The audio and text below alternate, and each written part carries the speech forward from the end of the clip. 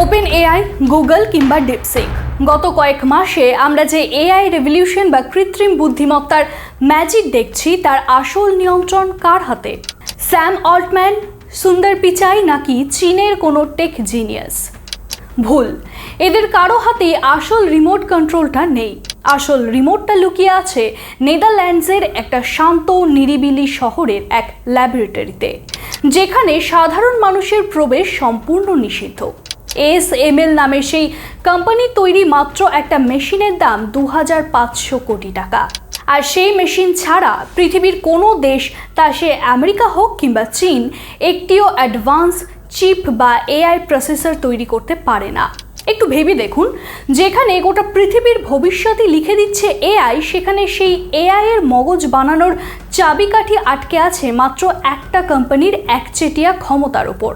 আর এই একটা জায়গাকে কবজা করতে পর্দার আড়ালে শুরু হয়ে গিয়েছে বিংশ শতাব্দীর ম্যানহ্যাটন প্রজেক্টের চেয়েও বড় এক গোপন অপারেশন, যার নাম সিলিকন ডিপ্লোমেসি।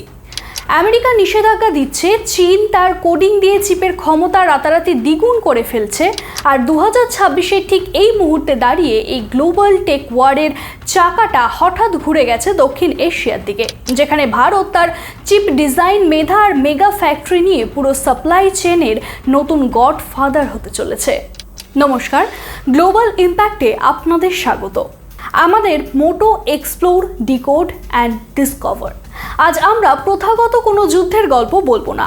আজ আমরা ডিকোড করব সেই $1 ট্রিলিয়ন অদৃশ্য দাবার বোর্ডকে, যা আগামী 10 বছরে ঠিক করবে কার হাতের ইশারায় চলবে এই পৃথিবী। খেলার নিয়ম বদলে গেছে, চলুন সত্যটা ডিসকভার করা যাক। তাইওয়ান এবং সিলিকন শিল্ড। যে গ্লোবাল চিপ ওয়ার বা সেমিকন্ডাক্টর যুদ্ধের কথা আমরা শুনছি, তার এপিসেন্টার রয়েছে একটা ছোট্ট দ্বীপ, তাইওয়ান। কিন্তু প্রশ্ন হলো, ভৌগোলিক সীমানায় এত ছোট একটা দ্বীপকে নিয়ে ওয়াশিংটন থেকে বেইজিং, গোটা বিশ্ব কেন এতটা হাইপার অ্যাংজাইটিতে ভুগছে? উত্তরটা লুকিয়ে আছে মাত্র 4টি অক্ষরে, TSMC, Taiwan semiconductor manufacturing company. আজ আপনার পকেটে থাকা ফ্ল্যাগশিপ স্মার্টফোন, চ্যাটজিপিটি বা ডিপসিকের মতো এআই মডেল চালানোর ডেটা সেন্টার কিংবা পেন্টাগনের F-35 ফাইটার জেট, এদের সচল রাখতে প্রয়োজন ন্যানোমিটার বা ন্যানোমিটারের মতো সাব মাইক্রোস্কোপিক চিপ। আর অবিশ্বাস্য হলেও সত্য, এই অত্যাধুনিক চিপের 90% বেশি একা তৈরি করে TSMC। গ্লোবাল ইকোনমিতে কোনো একটি দেশের একমাত্র কোম্পানির উপর এতটা একক নির্ভরশীলতা ইতিহাসে আর কখনো দেখা যায়নি। ভূ রাজনীতিতে এই একচেটিয়া ক্ষমতাকে বলা হয় সিলিকন শিল্ড। এই শিল্ড বা বর্মটি আসলে তাইওয়ানকে রক্ষা করছে। মার্কিন যুক্তরাষ্ট্র এবং সমগ্র পশ্চিমা বিশ্বের টেক ইকোসিস্টেম পুরোপুরি এই দ্বীপের ওপরেই নির্ভরশীল। বেইজিংয়ের অফিসিয়াল পলিসি হলো ওয়ান চায়না প্রিন্সিপাল, অর্থাৎ প্রয়োজনে সামরিক শক্তি ব্যবহার করা হলেও তারা তাইওয়ানকে মূল ভূখণ্ডের সাথে যুক্ত করবে। কিন্তু আমেরিকার জন্য তাইওয়ানকে রক্ষা করা কোনো চ্যারিটি বা দয়া নয়, এটা তাদের অস্তিত্বের লড়াই। ব্লুমবার্গ ইকোনমিক্সের একটি সাম্প্রতিক সমীক্ষা অনুযায়ী তাইওয়ান প্রণালীতে যদি কোনো সামরিক সংকট বা ব্লকেট তৈরি হয়, তবে প্রথম বছরেই বিশ্ব অর্থনীতিতে প্রায় $10 ট্রিলিয়ন ধাক্কা লাগবে, যা বৈশ্বিক জিডিপির প্রায় 10%। কারণ চীনের কোনো পদক্ষেপে যদি TSMC এর এই $multi-billion ফ্যাব বা কারখানাগুলো সামান্যতম ক্ষতিগ্রস্ত হয়, তবে পৃথিবীর সমস্ত উন্নত প্রযুক্তি উৎপাদন রাতারাতি কোমায় চলে যাবে। অ্যাপল থেকে এনভিডিয়া, বিশ্বের বৃহত্তম টেক জায়ান্টরা কয়েক সপ্তাহের মধ্যেই দেউলিয়া হওয়ার মুখে পড়বে। আর ঠিক এই কারণেই এই সিলিকন শিল্ডকে ভাঙতে বেইজিং যেমন মরিয়া, তেমনই একে পাহারা দিতে ওয়াশিংটন তার পুরো নেভাল ফোর্সের শক্তি বাজি রাখতে প্রস্তুত। মার্কিন নিষেধাজ্ঞা বনাম চীনের পাল্টা প্রতিরোধ। সিলিকন ডিপ্লোমেসির এই দাবার বোর্ডে সবথেকে বড় চালটি চেলেছে ওয়াশিংটন। মার্কিন যুক্তরাষ্ট্র চিপের ডিজাইন, আর্কিটেকচার এবং সফটওয়্যারে বিশেষ লিড করলেও চিপের প্রকৃত উৎপাদন বা ফ্যাব্রিকেশন মূলত স্থানান্তরিত হয়েছে এশিয়ায়। চীন যাতে এই প্রযুক্তির চূড়ায় পৌঁছে আমেরিকাকে সামরিক ও অর্থনৈতিকভাবে ছাড়িয়ে যেতে না পারে, সেই জন্য হোয়াইট হাউস চীনের উপর ইতিহাসের সবচেয়ে কঠোর প্রযুক্তিগত নিষেধাজ্ঞা আরোপ করলো। তারা ডাচ জায়েন্ট ASML-কে বাধ্য করেছে যাতে তারা চীনের কাছে তাদের সবচেয়ে উন্নত EUV এবং এমনকি কিছু হাই এন্ড ডিইউভি লিথোগ্রাফি মেশিন বিক্রি বা সার্ভিসিং না করে। আমেরিকার স্ট্র্যাটেজি ছিল crystal clear, zero sum game, অর্থাৎ চীনকে অত্যাধুনিক চিপের কাঁচামাল এবং মেশিনারি থেকে সম্পূর্ণ বিচ্ছিন্ন করে তাদের এআই এবং সুপার কম্পিউটিং খাতকে পঙ্গু করে দেওয়া। কিন্তু 2026 সালের বর্তমান ডেটা এবং রিয়েলিটি চেক করলে দেখা যাবে ওয়াশিংটনের এই ব্লকেড বা ঘেরাটোপ আংশিক ব্যর্থ বলেই প্রমাণিত হয়েছে। বেইজিং এই প্রযুক্তিগত দেয়াল ভাঙতে এমন কিছু পাল্টা চাল চাললেও যা পশ্চিমা থিঙ্ক ট্যাঙ্কগুলোকে নতুন করে ভাবতে বাধ্য করছে।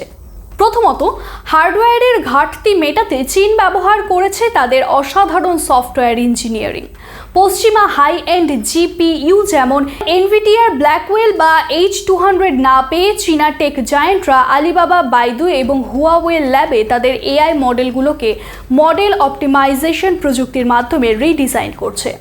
এর সহজ অর্থ হলো কম শক্তিশালী দেশীয় হার্ডওয়্যার বা চিপ ব্যবহার করলেও কিভাবে বুদ্ধিমত্তার সাথে দুর্দান্ত আউটপুট বের করা যায়। ফলাফল, হুয়াওয়ের তৈরি অ্যাসেন্ড 910B এবং ক্রেমবিকনের মতো দেশীয় এআই প্রসেসরের ডিমান্ড হু করে বেড়েছে।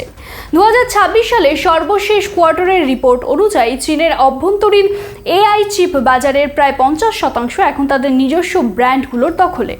আর এর সবথেকে বড় প্রমাণ হলো চীনের তৈরি ওপেন ওয়েটস এআই মডেল, যেমন ডিপসিক V4 বা কুয়েন 3.7, যা আমেরিকার ফ্রন্টিয়ার মডেলগুলোর তুলনায় মাত্র 1/3 খরচে তৈরি হলেও গ্লোবাল লিডার বোর্ডে সরাসরি টক্কর দিচ্ছে।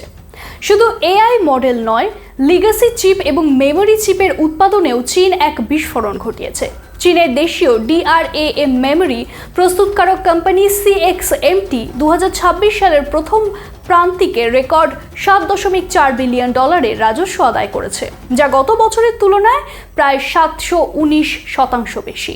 তবে বেইজিংয়ের সবচেয়ে মারাত্মক পাল্টা আঘাতটি এসেছে খনিজ সম্পদের রাজনীতি বা ক্রিটিক্যাল মিনারেলস ডিপ্লোমেসি থেকে।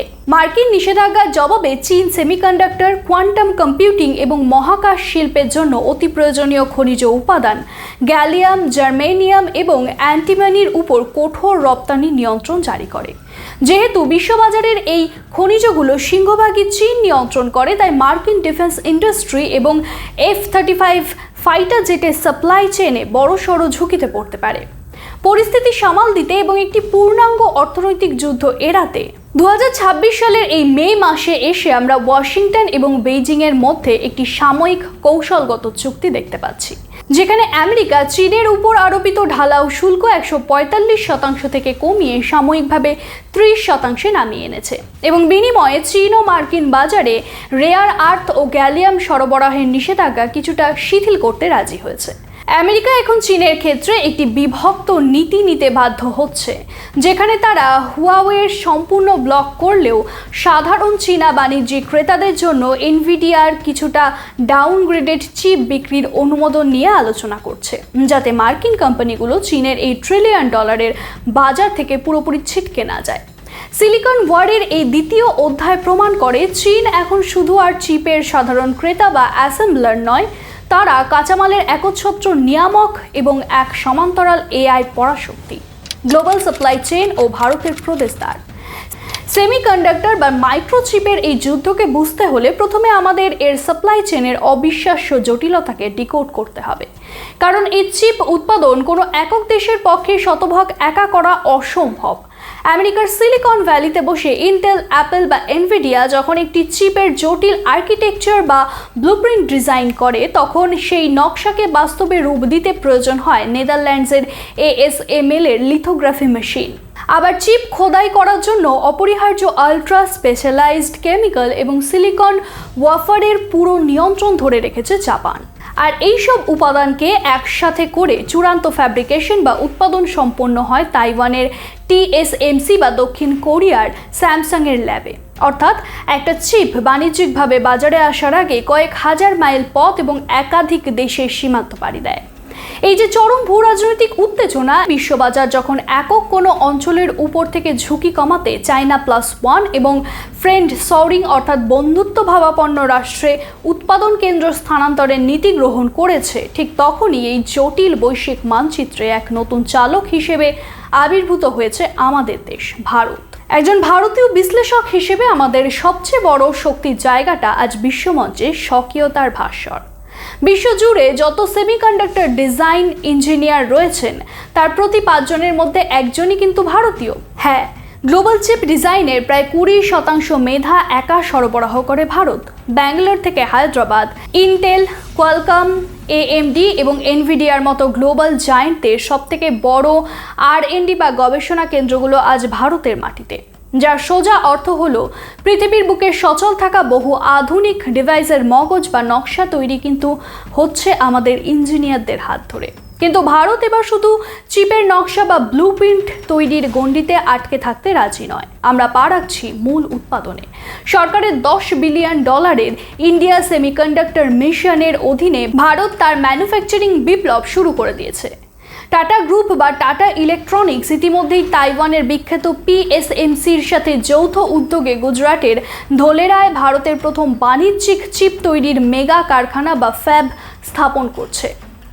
অনেকে ভাবেন ভারত হয়তো কেবল শুরু করছে, কিন্তু বাস্তব চিত্র আরও দ্রুত গতিতে এগোচ্ছে। চিপ তৈরির পর তা ব্যবহারের উপযোগী করার যে প্রক্রিয়া, যাকে আমরা টেকনিক্যাল ভাষায় বলি ATMP বা OSAT, সেই সেগমেন্টে গুজরাটের সানান্দ এবং আসামে টাটা ও CG পাওয়ারের প্ল্যান্টের কাজ দ্রুত শেষ হওয়ার পথে। এর সাথে যোগ হয়েছে মার্কিন চিপ মেকিং জায়ান্ট মাইক্রনের $multi-billion ইনভেস্টমেন্ট। ভারত খুব সাবধানে এবং সুনির্দিষ্ট স্ট্র্যাটেজি নিয়ে গ্লোবাল সাপ্লাই চেনের এমন এক গুরুত্বপূর্ণ প্রবেশদ্বারে দাঁড়িয়ে আছে, যা আগামী দিনে বিশ্বকে একটা নতুন বিকল্প দিতে পারে। ভারতের চ্যালেঞ্জ এবং কৌশলগত সুবিধা। তবে একজন বাস্তববাদী বিশ্লেষক হিসেবে আমাদের শুধু সম্ভাবনা দেখলে চলবে না, আমাদের সামনে থাকা কঠিন বাস্তবকে খুব গভীরভাবে বুঝতে হবে। কারণ একটি অত্যাধুনিক সেমিকন্ডাক্টর ফ্যাব বা চিপ তৈরির কারখানা চালানো কোনো সাধারণ কারখানার মতো নয়। একটি একক মেগা ফ্যাবের জন্য প্রয়োজন হয় প্রতিদিন লাখ লাখ গ্যালন অতি বিশুদ্ধ পানি বা আলট্রা পিওর ওয়াটার এবং সম্পূর্ণ নিরবিচ্ছিন্ন মেগাওয়াট বিদ্যুৎ সরবরাহ। জলের সামান্যতম কণা বা বিদ্যুতের 1 মিলিসেকেন্ডের বিচ্যুতি কোটি কোটি টাকার চিপের লট রাতারাতি স্ক্র্যাপ বা নষ্ট করে দিতে পারে।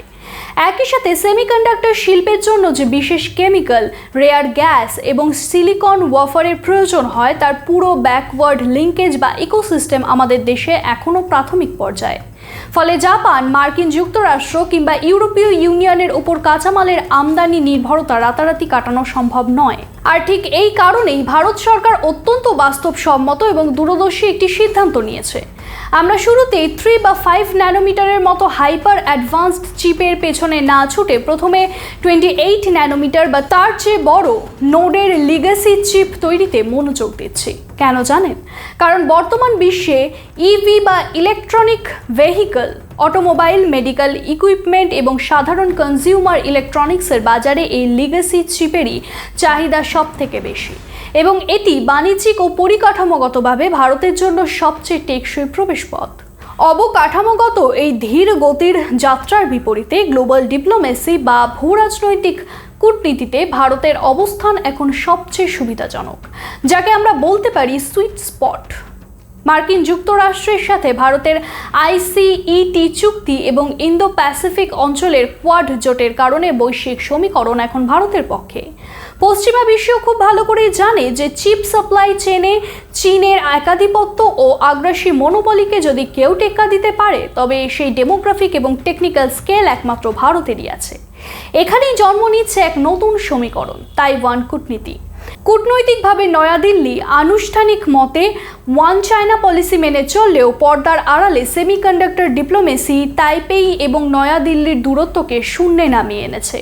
টাটা ইলেকট্রনিক্সের সাথে তাইওয়ানিজ জায়ান্ট PSMC এর যৌথ উদ্যোগ কেবল একটি ব্যবসায়িক চুক্তি নয়, এটি চীনের উপর ভারতের এক বিশাল কৌশলগত ও মনস্তাত্ত্বিক চাপ সৃষ্টির প্রধান হাতিয়ার। এর দীর্ঘমেয়াদী প্রভাব আরও ব্যাপক। ভারত যদি চিপ অ্যাসেম্বলি, প্যাকেজিং এবং সাশ্রয়ী লিগ্যাসি চিপ উৎপাদনে নিজেকে একটি গ্লোবাল হাব হিসেবে প্রতিষ্ঠা করতে পারে, তবে এশিয়া, আফ্রিকা এবং ল্যাটিন আমেরিকার বহু উন্নয়নশীল দেশ চিপের জন্য বেইজিংয়ের উপর একচেটিয়া নির্ভরশীলতা কমিয়ে ভারতের দিকে ঝুঁকবে। এটি শুধু আমাদের দেশের অর্থনৈতিক প্রবৃদ্ধি নিশ্চিত করবে না, বরং গ্লোবাল সাউথ বা উন্নয়নশীল বিশ্বের অবিসংবাদিত নেতা হিসেবে বিশ্বমঞ্চে ভারতের ভূ রাজনৈতিক অবস্থানকে এক অভূতপূর্ব উচ্চতায় নিয়ে যাবে।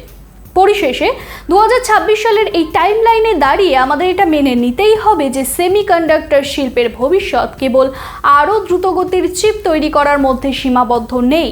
এর ভবিষ্যৎ এখন দাঁড়িয়ে আছে তিনটি স্তম্ভের উপর: বুদ্ধিমত্তা বা এআই ইকোসিস্টেম, সাশ্রয়ী বিদ্যুৎ ব্যবহার বা এনার্জি এফিসিয়েন্সি এবং ভৌগোলিক নিরাপত্তা বা জিওপলিটিক্যাল সিকিউরিটি।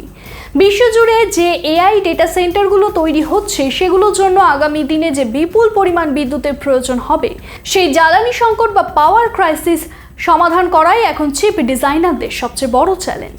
সিলিকন ডিপ্লোমেসির এই মহাযুদ্ধে চীন বর্তমানে এই শিল্পের একটি পরিপক্ক পরাশক্তি বা এস্টাবলিশড পাওয়ার।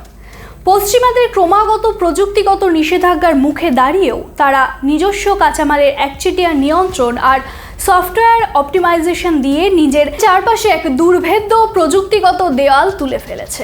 অন্যদিকে আমাদের দেশ ভারত এই শিল্পের এক উদীয়মান শক্তি বা রাইজিং স্টার, যা কোনো কৃত্রিম দেয়াল না তুলে তার নিজস্ব চিপ ডিজাইন মেধা, দক্ষ মানব সম্পদ এবং শক্তিশালী বৈশ্বিক কূটনীতিকে কাজে লাগিয়ে বিশ্বস্ত গ্লোবাল সাপ্লাই চেনে সবচেয়ে নির্ভরযোগ্য গন্তব্য হয়ে উঠেছে। সহজ কথায়, চীন আজ লড়ছে বিশ্বমঞ্চে তার একাধিপত্য ও শ্রেষ্ঠত্ব টিকিয়ে রাখতে, আর ভারত লড়ছে বৈশ্বিক চিপ মানচিত্রে নিজের একটা স্থায়ী, সার্বভৌম এবং সম্মানজনক জায়গা নিশ্চিত করতে। বিশ্ব যখন তাইওয়ান প্রণালীর যে কোনো সম্ভাব্য ভূ রাজনৈতিক সংকটের আশঙ্কায় কাঁপছে, তখন ভারত যদি ধোলেরা বা সানান্দের মতো মেগা প্রজেক্টগুলোর মাধ্যমে নিজেকে চিপের একটি নির্ভরযোগ্য বিকল্প গ্লোবাল হাব হিসেবে দাঁড় করাতে পারে, তবে একবিংশ শতাব্দীর সিলিকন ডিপ্লোমেসির চালকের আসনে কিন্তু ভারত অন্যতম প্রধান চালিকা শক্তি হয়ে উঠবে। কিন্তু দাবার বোর্ডটা অত্যন্ত জটিল। আপনাদের কি মনে হয়, ভারত কি পারবে 2030 সালের মধ্যে সেমিকন্ডাক্টর ম্যানুফ্যাকচারিংয়ে চীন বা তাইওয়ানের একচ্ছত্র আধিপত্যের মুখোমুখি দাঁড়িয়ে বিশ্বকে নেতৃত্ব দিতে? ভারতের এই সিলিকন যাত্রা নিয়ে আপনার বিশ্লেষণটা কি? নিচে কমেন্টে আপনার মূল্যবান মতামত আমাদেরকে অবশ্যই জানান। আজকের এই গভীর এবং তথ্য সমৃদ্ধ ইনভেস্টিগেশন যদি আপনার ভালো লেগে থাকে, তবে ভিডিওটি লাইক করুন এবং বন্ধুদের সাথে শেয়ার করে এই তথ্যগুলো সবাইকে জানার সুযোগ করে দিন। বিশ্ব রাজনীতি, প্রযুক্তি এবং অর্থনীতির এই ধরনের জটিল সমীকরণগুলো খুব সহজ ভাষায় নিয়মিত ডিকোড করতে আমাদের চ্যানেল গ্লোবাল ইম্প্যাক্টকে এখনই সাবস্ক্রাইব করুন এবং বেল আইকনটি প্রেস করে আমাদের পাশে থাকুন। মনে রাখবেন, আমাদের লক্ষ্য একটাই: পৃথিবীকে জানা এবং সত্যকে চেনা। Explore, decode and discover. দেখা হচ্ছে আগামী পর্বে সম্পূর্ণ নতুন কোনো ভূ রাজনৈতিক সমীকরণ নিয়ে। ততক্ষণ ভালো থাকুন, সতর্ক থাকুন। ধন্যবাদ।